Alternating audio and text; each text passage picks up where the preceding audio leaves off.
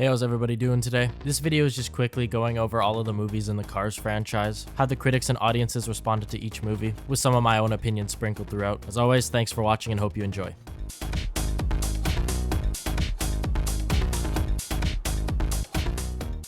What made the Cars movie so popular? Cars is a 2006 comedy adventure animation starring Owen Wilson, Paul Newman, Bonnie Hunt, and Larry the Cable Guy. Now, this movie has a gigantic reach. Disney has lands in their parks themed around it, countless merchandise, sequels, and it got me wondering what critics had to say about it and why it's such a massive success. On Rotten Tomatoes, the original Cars movie gets a 75% certified fresh critic score and an 80% audience score. I was actually expecting a little bit higher, and the critic consensus goes over how there's a satisfying ending, how the animation is good, especially for its time, and that the overall message resonates with younger viewers. Let me know, what did you think about the original Cars?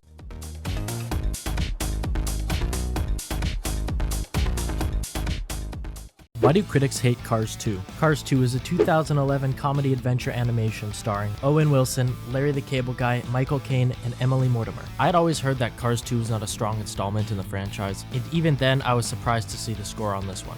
On Rotten Tomatoes, Cars 2 gets a 39% critic score and a 49% audience score. Critics critique what is said to be a convoluted plot, and the critic consensus mentions that while the animation is good, that the story is just not up to Pixar standard. Let me know, what did you think about Cars 2, and would you consider it underrated?